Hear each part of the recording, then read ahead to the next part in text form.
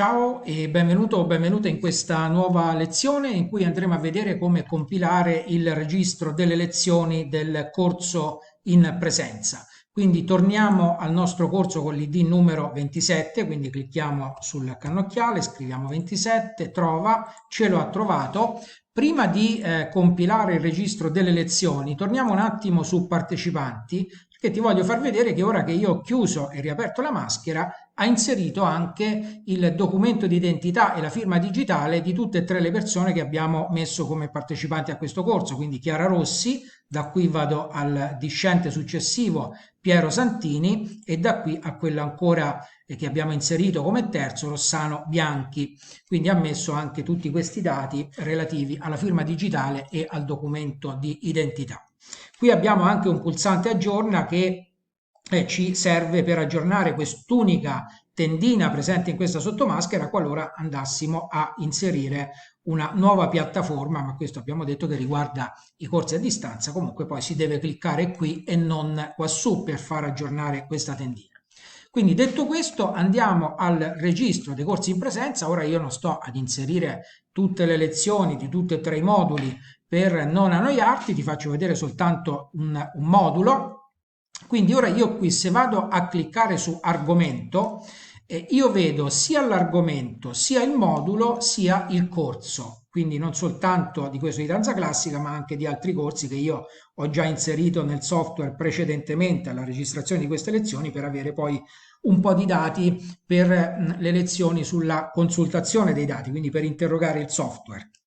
Quindi io vado a scegliere il primo argomento tipo respirazione e lui automaticamente mi inserisce il modulo di cui fa parte. Ovviamente siamo sotto l'ID corso 27 che è il corso di danza classica, quindi stiamo inserendo dei dati in relazione a questo corso ID 27 che quindi il software anche nell'ambiente di consultazione dati ci legherà a doppio filo a questo ID corso. Diciamo che la lezione si svolge l'8 di gennaio del 2024, inizia alle 18 e finisce alle 20, quindi dura 2 ore,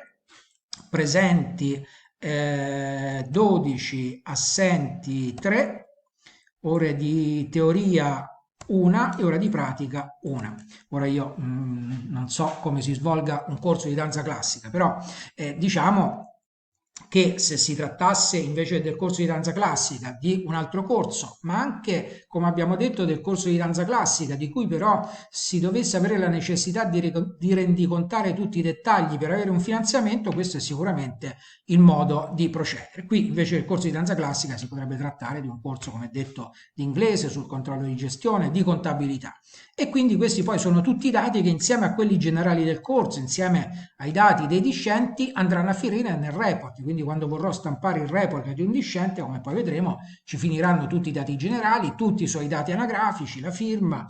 il documento di identità e poi tutte le lezioni a cui lui dovrà presenziare, che se è presente ci dovrà mettere la firma lì, in quel caso autografa. E quindi 8 gennaio, diciamo 10 gennaio 2024, facciamo sempre lo stesso orario per non complicare le cose. Quindi abbiamo fatto respirazione, poi conoscenza del corpo, presenti 10, assenti 5, supponendo che siano 15 persone che fanno il corso, poi facciamo 13 gennaio 2024 dalle 18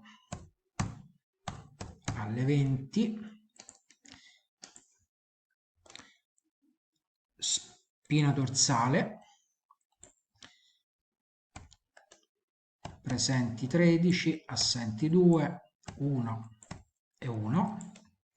15 gennaio 2024, io ho sbagliato lo slash, dalle 18 alle 20, poi abbiamo allineamento, 12, assenti 3, 1, 1, poi facciamo il 18 gennaio 2024, commesso lo stesso errore, dalle 18 alle 20, quindi dopo allineamento abbiamo rilassamento,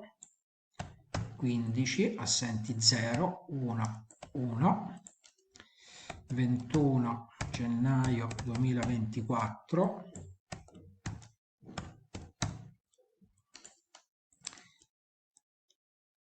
movimenti curvi,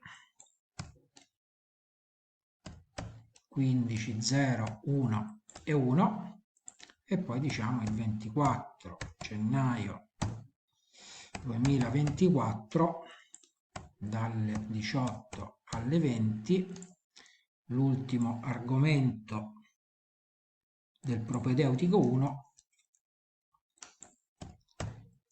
che non so come si pronuncia, diciamo 15 presenti, 0, 1,